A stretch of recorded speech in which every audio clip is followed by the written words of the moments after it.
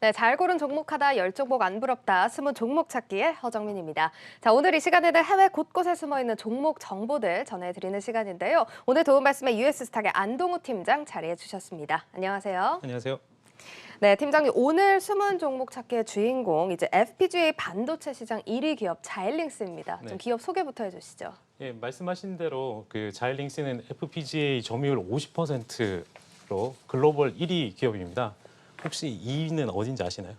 어딜까요? 인텔? 네, 인텔인데요. 알테라를 인수한 인텔이 37%입니다.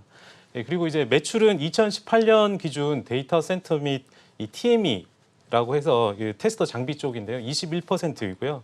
방송, 소비자 및 자동차가 16%, 산업 및 항공 방위가 31%, 통신이 32%로 구성되어 있고요.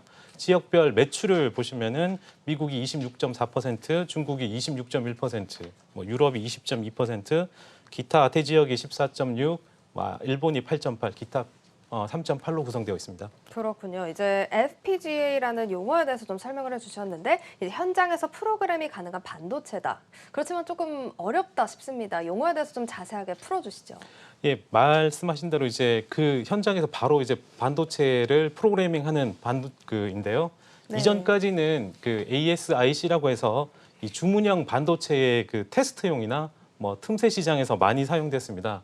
그러나 최근에는 인공지능에 쓰이는 반도체 중 하나로 이제 알려져 있고요. 이 프로그래밍과 재수정이 가능한 게이트의 배열로 이루어진 반도체입니다.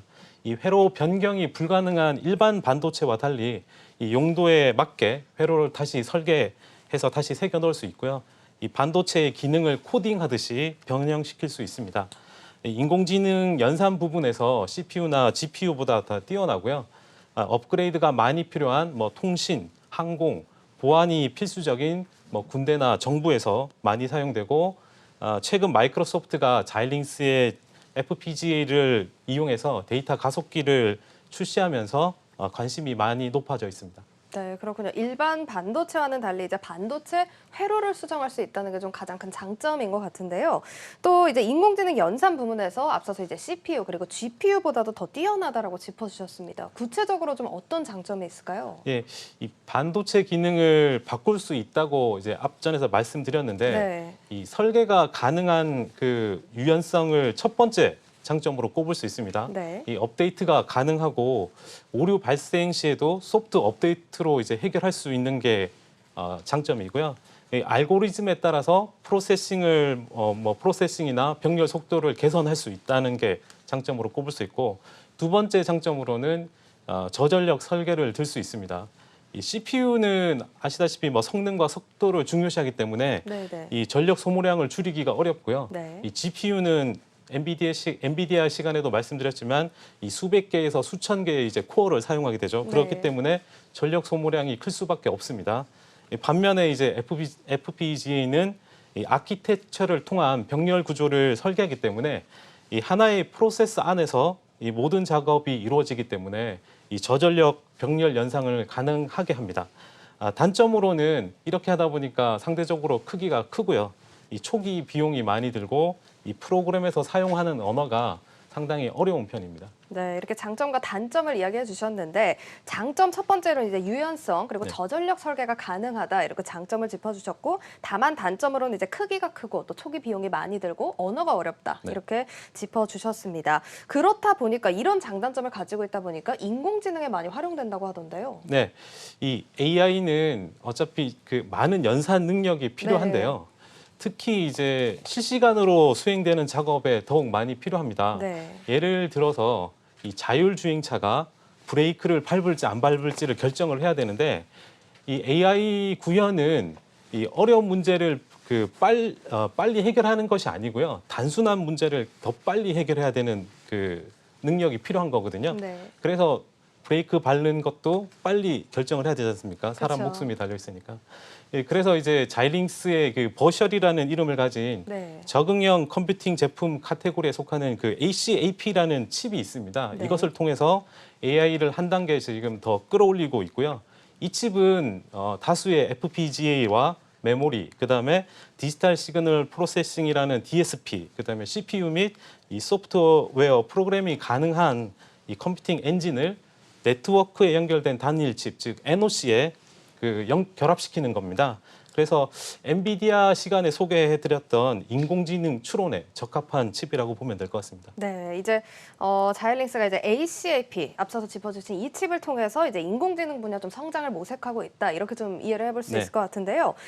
이런 가운데 이제 CEO 빅터 팬 같은 경우는 이제 데이터 센터 퍼스트라는 핵심 전략을 강조했다고 합니다. 어떤 의미일까요? 네, 이 현재 데이터 시장은 인텔과 엔비디아가 이끌고 있죠. 네. 이 자이링스는 2021년까지 데이터 센터 부문 매출을 5억에서 6억 달러까지 늘리는 것을 목표로 하고 있고요.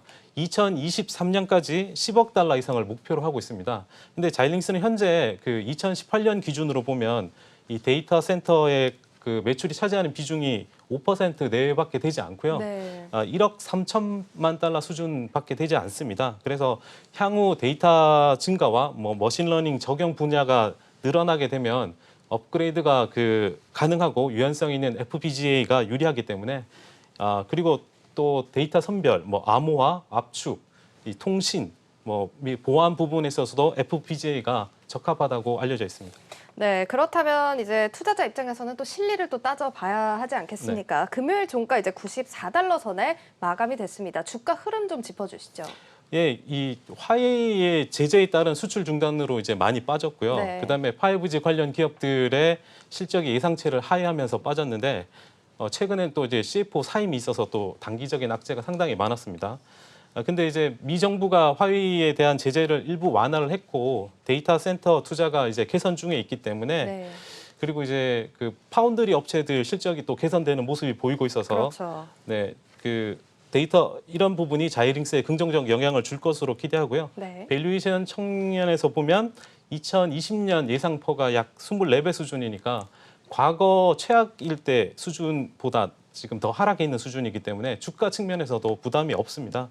그리고 이제 최근 들어서 5G가 단기적으로는 안 좋지만 결국 5G를 하게 될 거고요. 그렇죠. 데이터 센터도 과도기에 있지만 결국 하게 될 거로 보여집니다. 그래서 장기적인 관점에서 긴 호흡으로 이 주식을 봐주면 좋을 것 같습니다. 네, 장기적인 측면에서 전반적으로 이제 자이링스가 인공지능 그리고 데이터 센터 그리고 5G 통신망에서 이제 발전 가능성을 찾고 있다. 좀 이렇게 보면 될 것 같습니다. 자, 지금까지 숨은 종목 찾기 함께 하셨고요. 오늘은 반도체 기업 자이링스에 대해서 자세하게 살펴봤습니다. 지금까지 도움 말씀의 US스탁 안동우 팀장과 함께했습니다. 고맙습니다.